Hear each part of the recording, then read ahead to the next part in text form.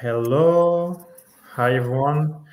Welcome to this 35th Urban AI conversation. We're going to start in a few seconds. In the meantime, feel free to let us know in the chat who you are, where you are based, what you are doing also, and also why you are joining specifically this webinar. It's really interests us actually. For this new Urban AI conversation, I have the great pleasure and honor of being joined by Maarten van Veen, Head Department of Research at the City of Eindhoven, and Bart Vernaert, Research Group Moral Design Strategy of Fontys University of Applied Science. Hi, Maarten. Hi, Bart. Hello. Hi, Hubert. Great to see you and to do this episode together. Just before, a few words about Urban AI. Urban AI is a global organization dedicated to the emerging field of urban artificial intelligence. We federate a community, a network of 200 international experts. We also have a think tank with which we are doing research experiments in the field of urban AI to coin and make advance this concept of urban artificial intelligence. And lastly, we have an academy, the Urban AI Academy, to educate international city makers, urban practitioners on how they can integrate artificial intelligence. And we regularly, actually, every week organize Urban AI conversations during which international experts, researchers, policymakers can come, present, and discuss the latest Urban AI related topic. And for this Urban AI conversation, we have the great pleasure of exploring really a fascinating topic. I was actually discussing it with Bart just before the launch of the episode. It's a project, actually, or a topic more precisely, we've been working on at Urban AI for the last few weeks, few months, this idea of techno-moral cities, techno-moralism. So it's really a great pleasure of discussing it with you today. As a reminder, we will first have a 20-25-minute presentation from our speakers. And during this presentation, feel free really to share any reaction, comments, questions you have. If you already came, you know that we will share your comments with our speaker, and then we will have the fireside chat. Bart, Maarten, the floor is now all yours. Thank you very much, Hubert, for this introduction. Hello, everyone. Bart and I will present a presentation which we prepared actually already something like 3-4 years ago, but we updated it very much with the things we were working on. So don't worry. I'm head of department of the research department of the City of Eindhoven. And in this role, it's very important that we try to know and understand the desires, the wishes, the values of our citizens, because we have to serve them very well. First slide, please. It's not always easy to serve the desires, the wishes, and the requirements of the citizens very well, because very often the city is overcome by new technologies which enter the public domain and which influence the way our city live is organized.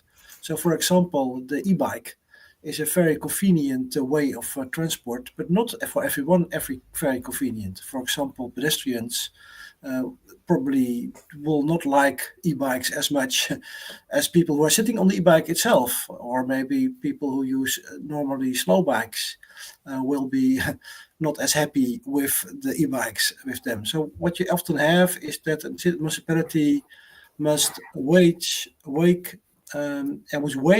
different values of different people, and use that knowledge to structure and organize the environment and the city itself.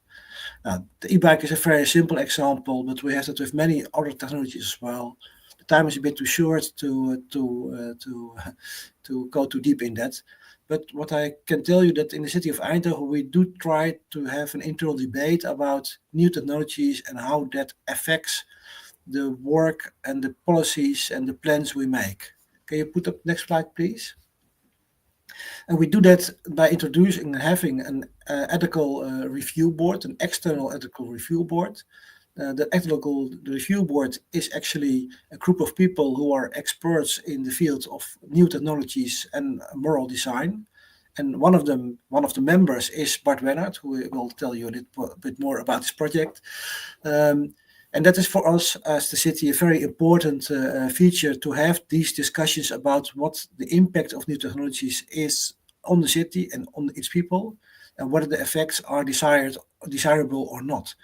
The ethical review board helps very much by weighing the policies and introducing new policies and helping us, for example, on many different aspects of innovation in the city.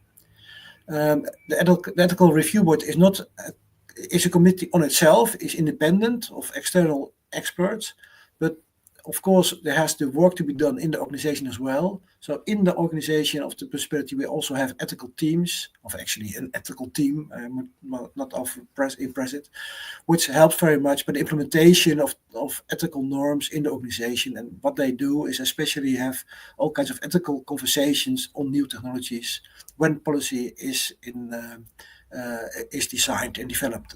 So we try to do it in the start of the projects.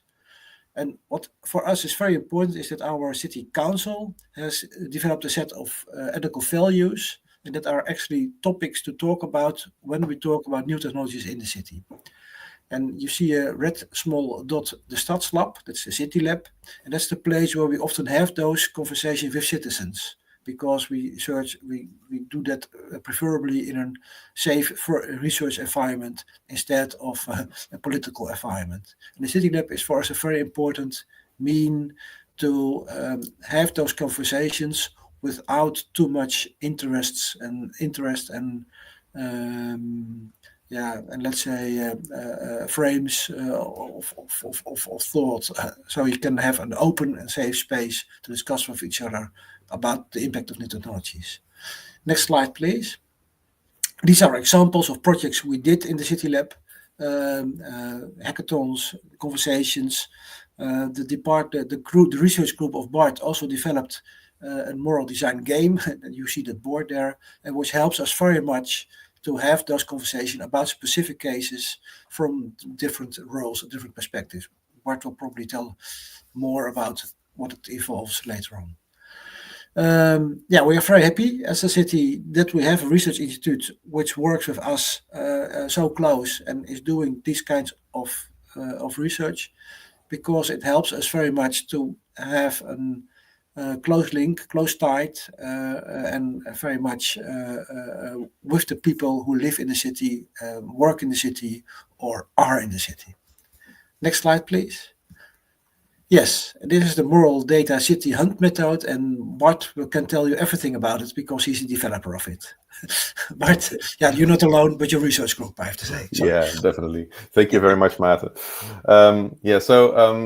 What's important for us is that as a research institute, we want to help municipalities to strengthen their ethics debate on new technology with citizens. And that's a very important notion, that the debate is done with citizens. There, however, are several challenges if you want to do that. Not in the least, citizens are not always technological experts, and you want to have a meaningful and deep ethical debate with citizens about something they are not an expert in. There's also another challenge, and it is that it's sometimes challenging to reach all the citizens, to reach all groups in your city. And we tried to overcome these two things by developing a method, and then we can actually help municipalities to connect with their citizens, and we can collect data. We call that moral data. And I know that in the English language it can have a double meaning. What we mean is that we are looking for empirical ethical data, meaning how do people feel about new technology when they talk about that new technology? So it's not moral in terms that we describe what these morals should be. So to avoid any confusion about the word moral here. Our methodology is basically built around two major components. The first is augmented utilitarianism, which is a mouthful. We'll not dig into that too deep today, but it basically means that we try to map different moral gut feelings among citizens in a very specific manner when they talk about particular types of technologies. For instance, drones. It's a very good example always. There are drones everywhere. In different capacities with different aims. They fly around. Some are used professionally, some are used by amateurs, and you need to regulate that somehow, or at least have an opinion about what you should do with these drones. And it helps if we can present different specific design principles that can be leading in if you want to regulate these drones. For instance, there are no fly zones, or they can only fly above existing traffic, or they should only be allowed to fly when they do something for the public cause, not for private organizations, and so on. This augmented utilitarianism basically means that you try to measure the different preferences citizens can have when they talk about these new technologies.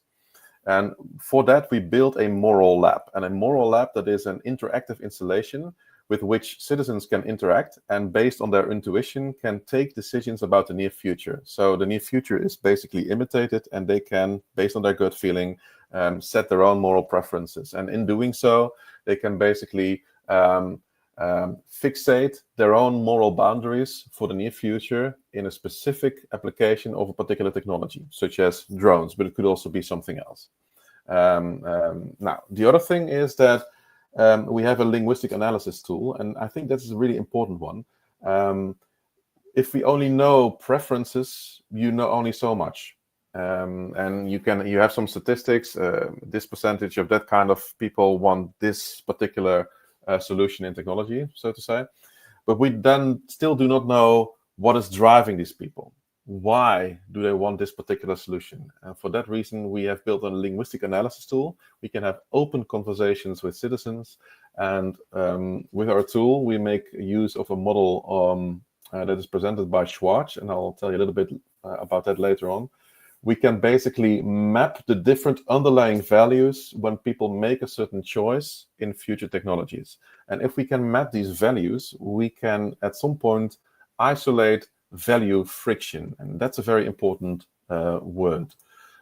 Because central idea of the Moral Data City Hunt is that we want to map the friction in society when we talk about new technologies. And it is our conviction that when you deeply understand this friction, you can also improve your decision making very well, or at least explain why you take certain decisions.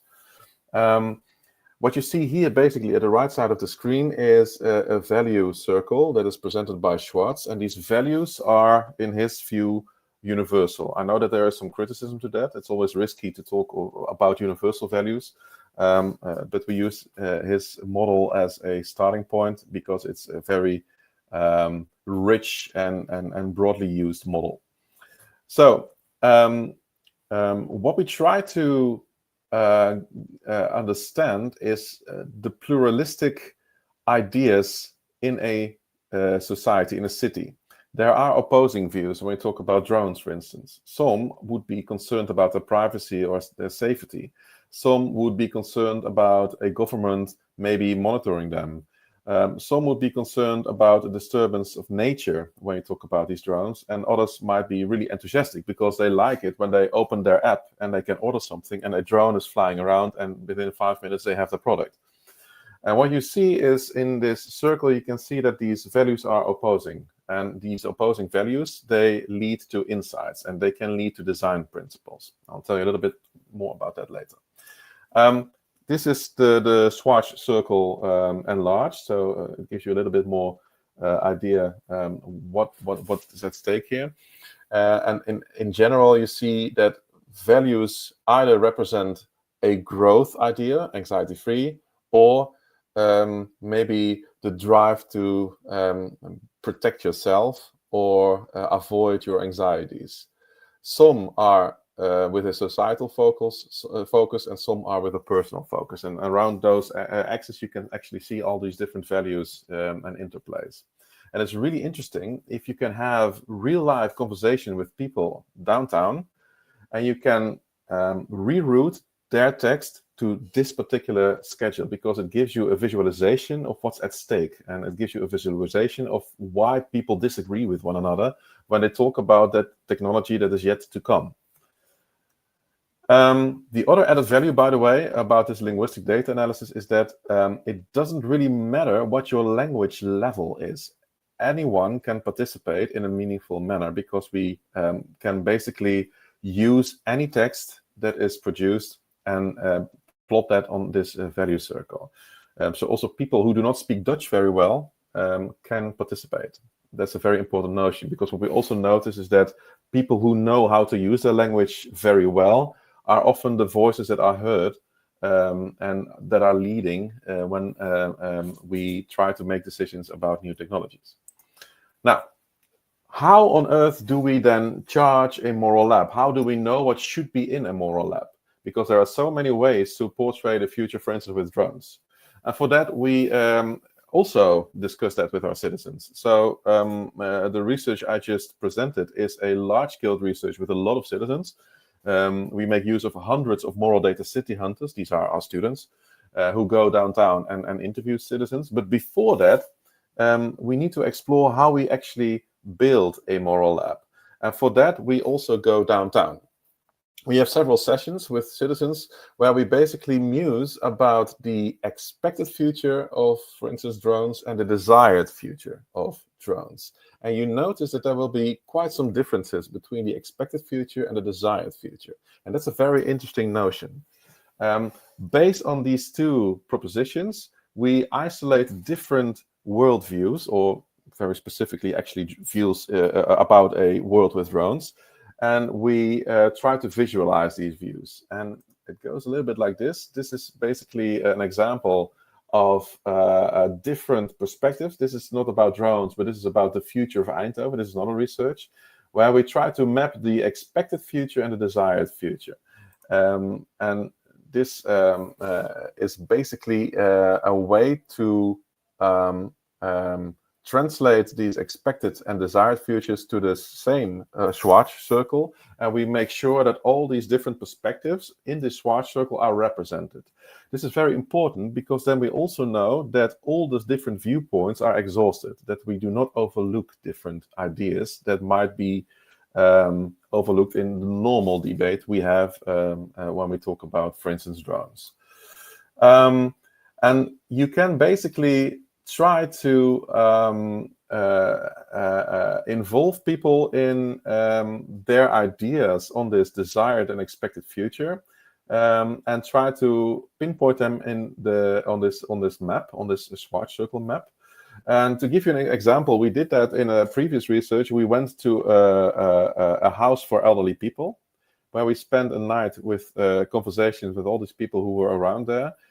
We went to a primary school, we went to a high school, we went to a university, and we went downtown to a local library that was run by volunteers. So we talked to a lot of different people who basically all together came with all these ideas.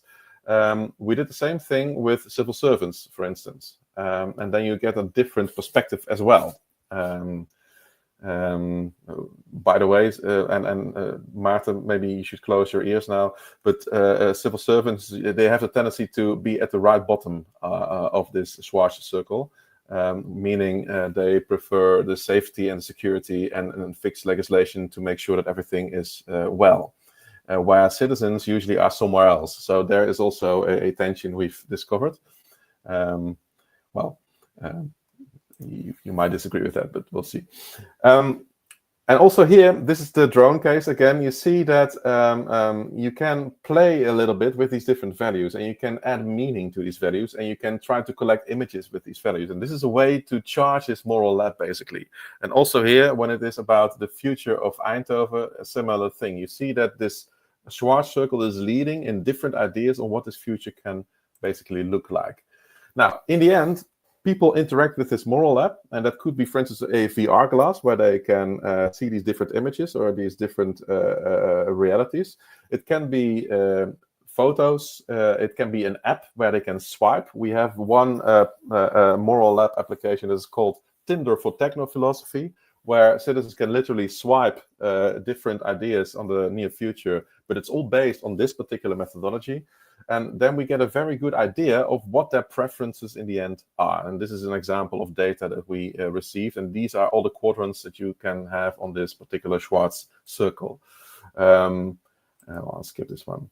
You can also distract some demographics and statistics. So we know what kind of people were there, the gender, for instance, but also where they live. And we can even pinpoint them at the map. This is Eindhoven. And this is a small moral data city hunt that we organized a couple of weeks ago. And you can basically see where the focus is of the data that we collected in Eindhoven.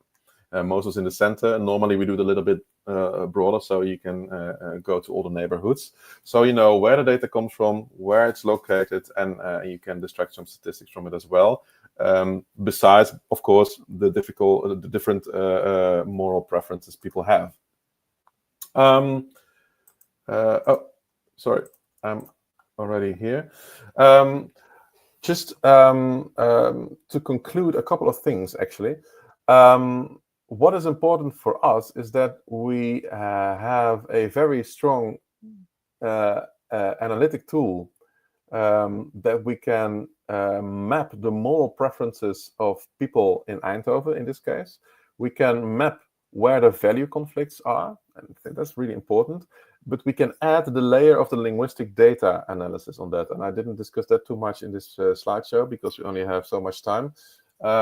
But we use the same method of Schwarz, where we can basically also label the text in terms of values. So those two things in total basically gives us very deep insights in how the people of Eindhoven feel about new technologies, where they are at conflict with one another, and why they are at conflict with one another when they talk about these new technologies. This gives very valuable information, I hope, for the decision makers in Eindhoven, because they now know what they're dealing with, and they know what potential futures are desired, what are expected, and they basically can use it as valuable input to further regulate or to further adopt policies to bring this technology further.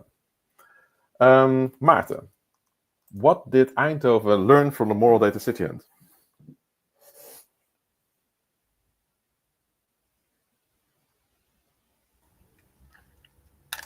Yeah, most importantly, the cooperation with a research institute like Fontes was a very important lesson for us. How to do that, how to organize that, how to manage that. That's quite difficult for a municipality because the research projects are long term, and policies are also long term. But the development of policies are often on the time pressure, and so that's very difficult sometimes that the timescales are not completely compatible. That was very, but in the content of this presentation of the Moral City Data, what I like very much was the diversity of groups that were interviewed for this project.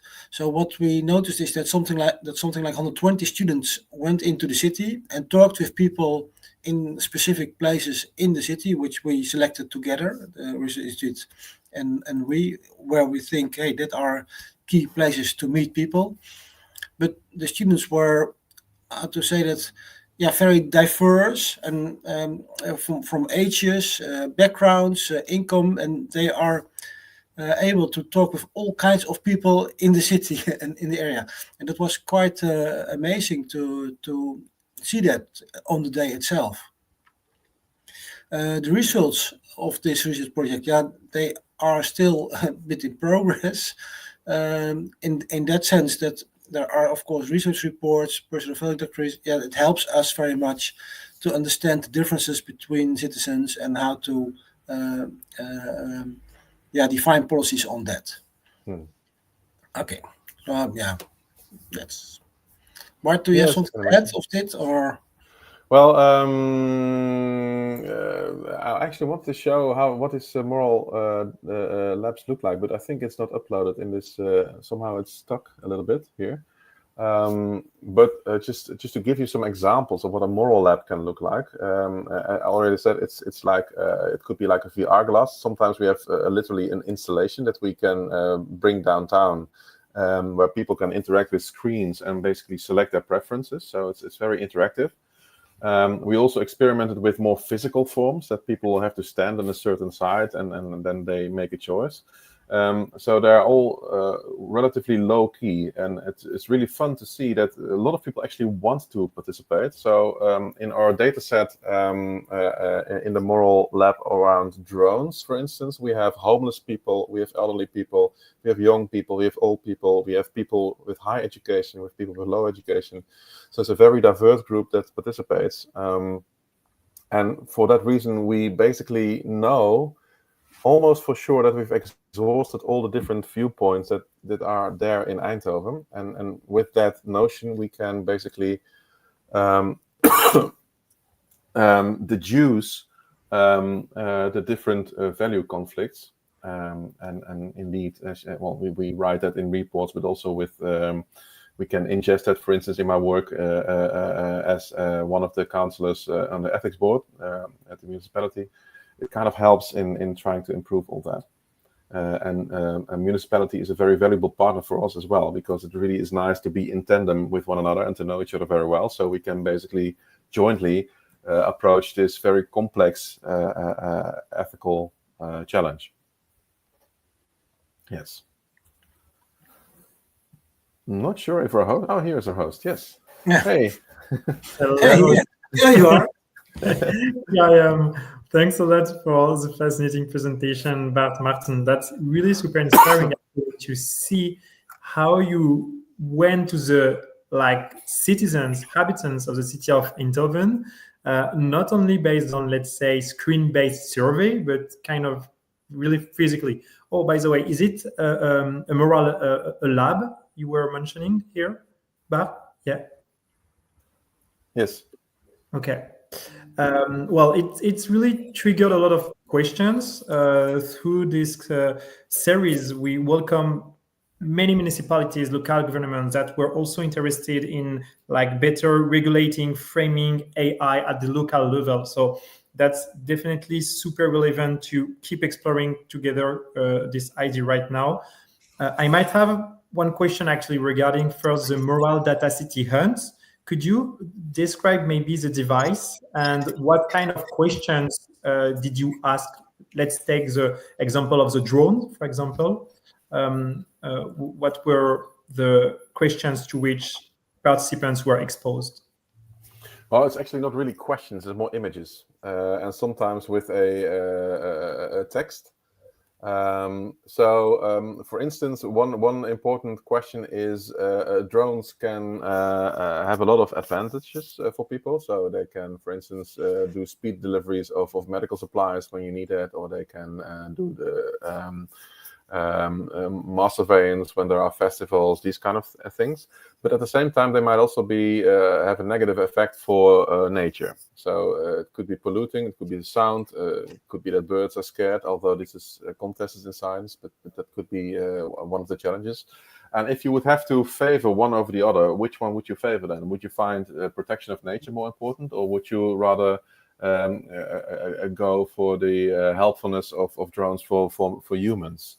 And when you even ask that question, you usually get a very vivid debate already about where drones could fly or should fly, that it's always nuanced. I mean, you will not ban drones as such, but maybe there are locations where nature is more important than man. And maybe there are other locations where men are more important than nature. And with this particular opposing viewpoint, you get this discussion on the streets, and that's really interesting to see what people think about it then. And what did you do? Because you said that you had on purpose a kind of fictional methodology, with fictional perspectives. Let's take, for example, the case of the drone. How did you handle the fact that you might have different ethics from different populations? Sorry, come again? How did you take into consideration the pluralistic perspectives from your, let's say, populations? Yeah, in charging the moral labs, you mean? Yeah. Yes. Well, first of all, it's near to impossible to do that. So we basically took a radical different viewpoint, and it is that we know that in science, different values are isolated that can be considered as universal. So this is the Schwarz methodology, but there are alternatives. I mean, I can give you 3 or 4 alternatives, but they basically do the same thing. They come up with universal values that are noticed everywhere. And what we try to look for is when we interact with people, especially when it's about the desired and expected future, to see if we have visions of each of these quadrants. Are they all represented, and are they all represented in multiple ways? If they are, and at a certain point we know that we've exhausted all the different viewpoints. If they are, then we know for sure that all across these quadrants there are different viewpoints that people can represent. So what we did before is that we tried to look for, well, we should make sure that there are enough males or females or education or people with a foreign background, that kind of stuff. You will always overlook demographics this way. You will never do it really right. And so we figured that we should drop that idea, also from a practical perspective, because you have to ask people you interview quickly to come up with all kinds of data they should give about themselves. So that really is not helpful if you want to have an enthusiastic encounter with people. But instead, we basically focus on what values are represented in this idea and how can they conflict with one another. What can we learn from that? And so what did you learn? Like, let's say you have those different values, some populations that are against drones and other that are pro drones. And I'm also asking this question because a few weeks ago, we welcomed the city of Nantes, and they presented an initiative where they are mapping narratives, urban AI narratives at the local level. And we also saw actually some contradictory narratives, people saying AI will destroy the world, or others saying AI will save the humanity. And really wondering, like, what do you do with those contradictions, or do we need to do something? Do you believe, I don't know what the approach is of the city of Nantes in this case, but I would say that the notion AI will save humanity or AI will destroy humanity is not very helpful, because you still know nothing if you have that conclusion. So what I would be interested in is if people say that, what are the underlying values then? And when you move to that Schwarz circle, I'm not sure if we so it's somewhere in the slide deck. It's extremely helpful to understand what is driving these people. So let me give you another example that might, because I'm not really familiar with the research you refer to. So the word privacy, for instance, that's a very important word. A lot of people use the word privacy in many discussions when it's about new technology. But when I hear the word privacy, there is a challenge. What I notice is that, and again, Maarten, my apologies beforehand, that people who work on behalf of a municipality usually translate privacy as GDPR. So is it GDPR compliant? That is privacy. Not all of them, of course, but it's a very tricky translation to be made. But the GDPR is a legislative product of the European Union. It's not the same as the gut feeling of privacy a citizen might have. Now, it helps if I understand, why do I want privacy? Do I want privacy because I do feel insecure? I feel not secure enough. Then I'm somewhere at the right bottom of this circle. Do I want privacy because I really want to have control about my own data and I find it important to be in control and not a government or someone else? Then I'm at the left bottom of this Schwarz circle. Do I like privacy because I want to be treated equally compared to my neighbor, and I live in a small apartment, and my neighbor lives in a very luxurious house with a big garden, a drone for the latter has way less impact than a drone for me, and I want to be treated equally. So my privacy is important. So then I'm at the right top of this circle. And if I can somehow isolate why I believe that privacy is important, the same way as I can isolate why I believe that AI will destroy the world, for instance, then it brings me further. And then I can basically understand what is driving these people. And then I can also understand what is driving other people. With this notion, I can bring the discussion forward. How do you do this work of isolating some fundamental values from surfaced concepts or words or ID? It's quite technical. We have a personal value dictionary. This is a linguistic data analysis tool. So Ponisovsky et al., which are scientists, they came up with one of the first versions of that, and we took that science and we brought it further. We also translated it to Dutch, and now we change it, adapt it to the Dutch situation, meaning that if we have texts that are self-expressive of nature, so interviews, for instance, we can basically run it through this personal value dictionary and isolate keywords that are usually the expression of a certain value. And if we have a long text where people basically explain how they feel about new technologies, we see where the values pop up and where the values pop up the most. And then we can basically map what are the most important 3 or 4 values when this particular citizen speaks of responsible drones. So it's a linguistic data analysis tool that we use to basically isolate what you just mentioned. Do you have in mind maybe like example of lexical terms being linked to self-transcendence, conservation, or some specific moral values? Yes. So myself, for instance, is an expression of self-direction usually. For instance, together is an expression of universalism or benevolence, and so on and so on and so on. And we have now a dictionary of quite a lot of words actually that we have labeled, and there is also a procedure for labeling these words. So it's quite a lengthy process, and we do that together with my team. We are with around 12 researchers who are working on this. And we basically try to get this text corpus as big as possible to make sure that we can easily run lots of text through that and make sure that all the interviews that we record are translated to text and then translated to these values. Is the dictionary available? Let's say another city or other researchers would like to reproduce the methodology. Is it possible? Not yet. Because we are still using it in our own research. We have a research program that lasts for 4 years. We're now halfway, but it is the goal to launch an app where we can actually make it available for everyone who wants to use it. And it takes us a little bit more fine-tuning to do just that, but it will be one of the results of the research that we are doing at the moment. I expect it maybe somewhere next year. Okay.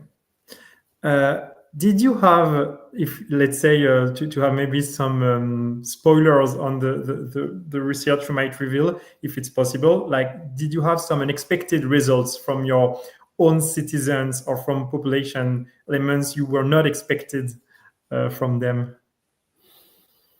Well, many. One is about the participation as such. What I notice is that quite a lot of people are really enthusiastic in participating, and that's always a tricky part because it's so difficult sometimes to involve people. And what I notice is that when we are downtown, we're on the street, that people even approach us if they can participate. So that enthusiasm is really nice to have. At the same time, it's also risky because there's only a selected group of people enthusiastic about research, so you should also look further. By the way, to overcome that, is a funny thing to say is that we have now a new feature to this, but maybe it's a little bit off topic, sorry about that. But we have a gamification element for the hunters themselves. So if hunters are downtown and they seem to collect data that is quite similar, then we challenge them. So look for someone who is walking with a dog. And that's then the challenge they have. And they have to go and look for the first who is walking with a dog. Or look for someone who has long hair. Or look for someone who is wearing a raincoat. Or that kind of stuff. Or an umbrella. Those things. So to know, to make sure that we do not only have the enthusiasts on board, but just as many different kind of people. But that was a very nice thing to notice. Something else is that's more like an overall conclusion, I think. A lot of people are really concerned about technology, and I know there's enthusiasm, but I think that the fear for something they don't know, for the fear for something they don't understand, is a little bit more there than the enthusiasm that technology will get us to the next level or something like that. But that's a very, I'm very hesitant in drawing a very firm conclusion there, because we have to check all our data sets and harmonize them and everything else. But that is something I kind of noticed when I also read the transcripts and see what my researchers are working on. Do you have explanations on this? Because this is indeed something we hear a lot, like associating new technologies with dystopian or with broken futures instead of being quite enthusiastic. Why do you believe it's the case? Yeah, well, if I would know the answer to that, I would probably something with a Nobel Prize or something. But no, probably. Well, one possible answer could be that there is field value alignment. That's always also a theoretic framework we use very often. Someone who designs technology has a particular idea that the technology should do. Then the technology is launched in society, and then the technology appears to be doing something else. Well, social media is a good example. And then there is the expectation of a society or individuals in that society who is not in line with what the technology does or how it was intended in the first place. So this field value alignment gives people the impression that they are not involved with the design process. And when you are not involved in the design process, and I know it's really hard you cannot involve everyone in a design process. So there is this feeling that it doesn't really matter, it will happen anyway. I can't influence it. And I think that this is a very important one.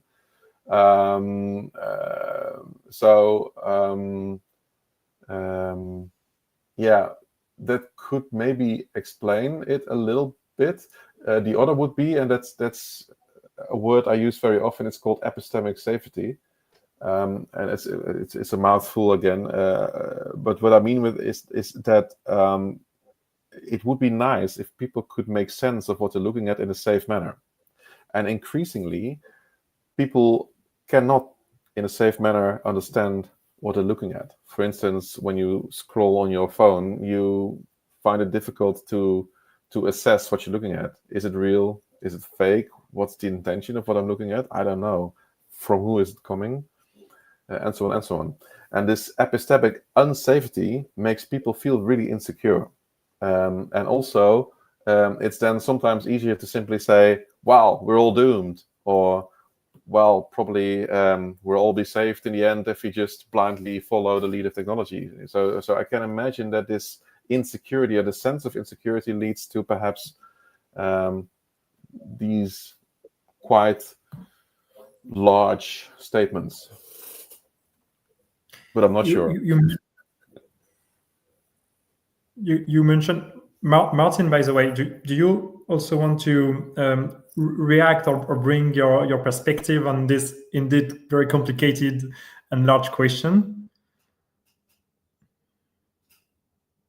It's a bit. It's very complicated. The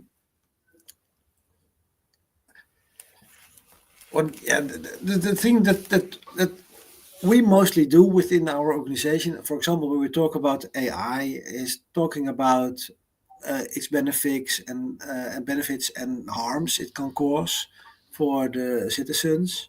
And our most important goal is, beside that we follow the rules and regulations, as Bart just said and just learned is that we especially understand why people are thinking what they are thinking. So we spent a lot of attention and a lot of time in just discussing the not only the ordeals, whether it's bad or good, but why and why does it matter and from which perspective.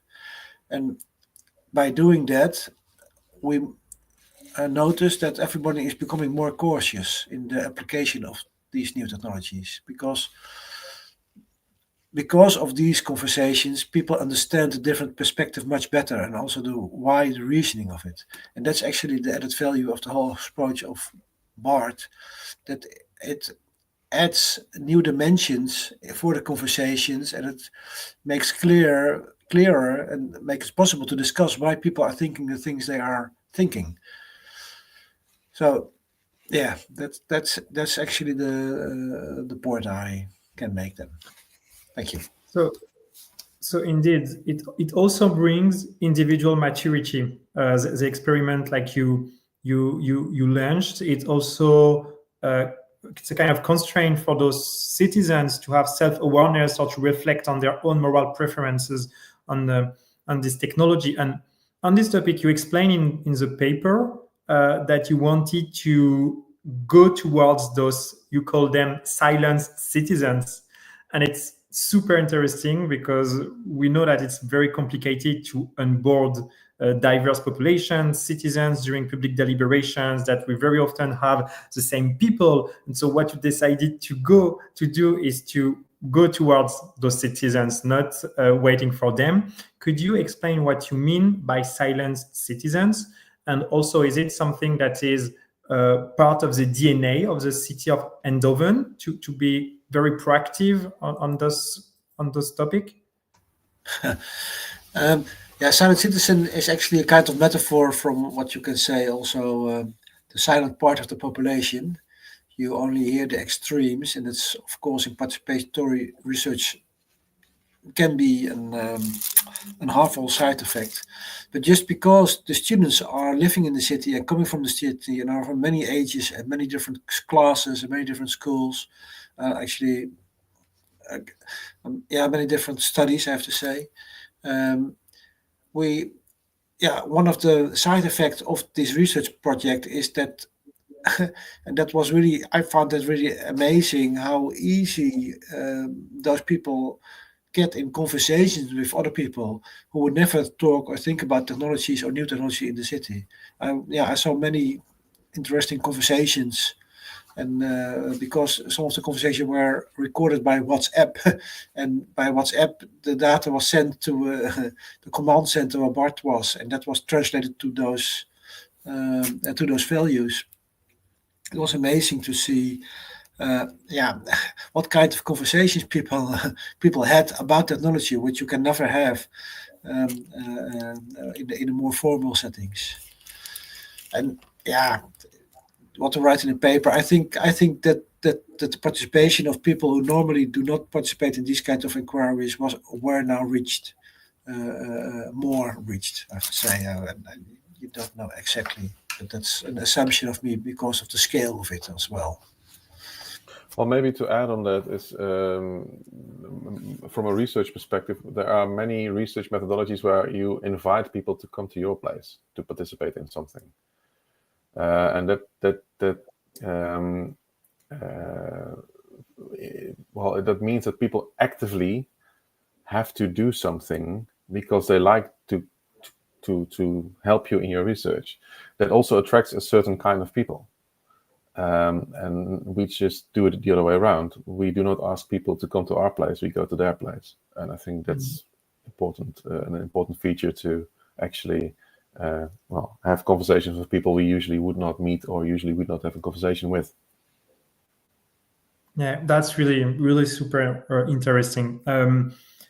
How do you translate moral principles into regulation or into ethical frameworks? Like once you have all those views, how, as a scientist or as a political leader, do you make them real in a sense?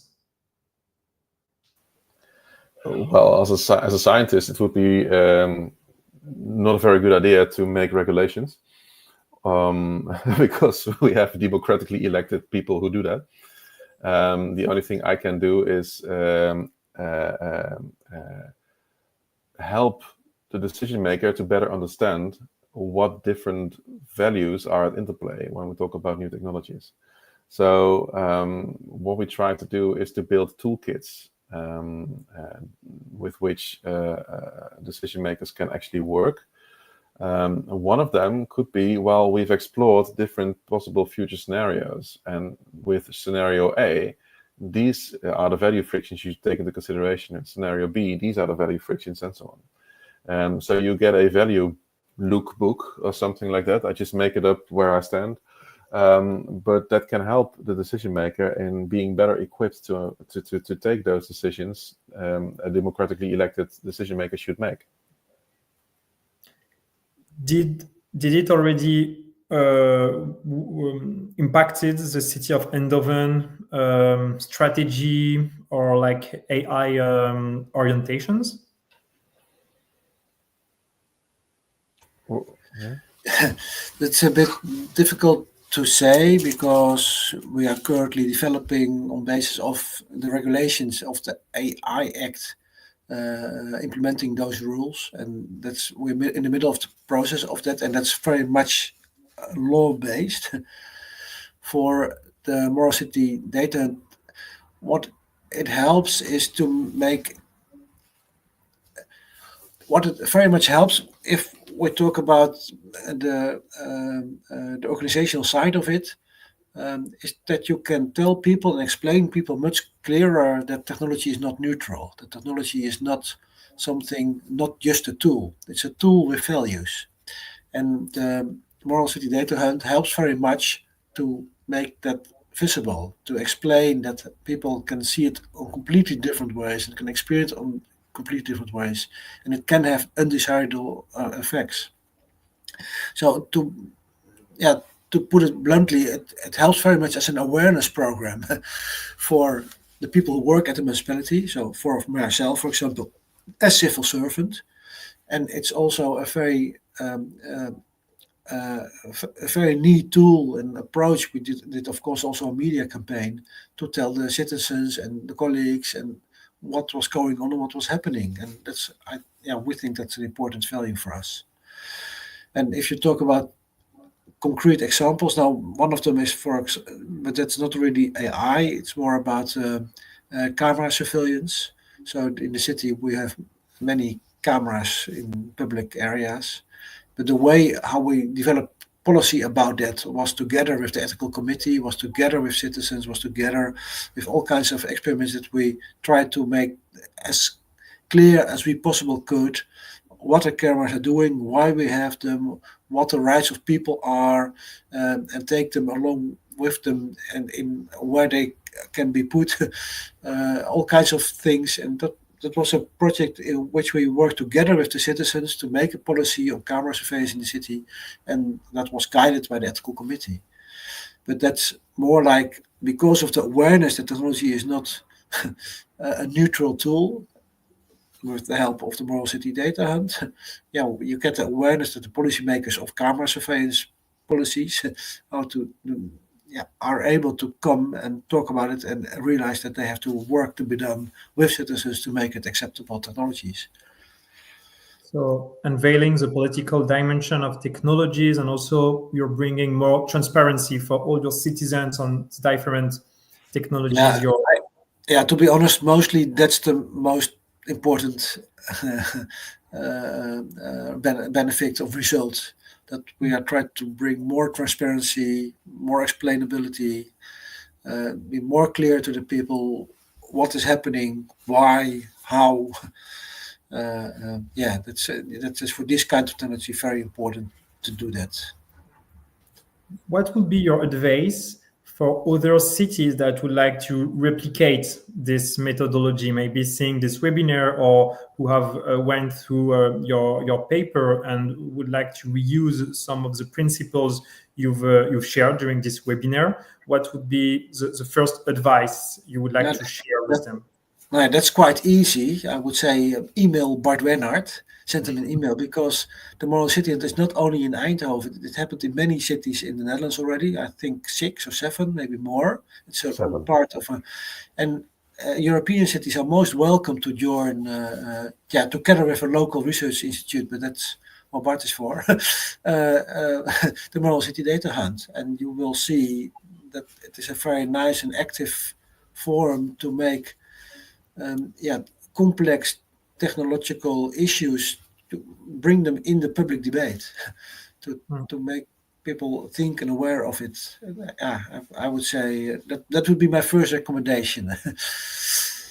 Yeah, feel free to send an email or reach out through LinkedIn and whatsoever. And maybe in addition to that, I mean, I know there are many ways to involve citizens, and there are many researchers who try to get it done. Here's my email address, by the way.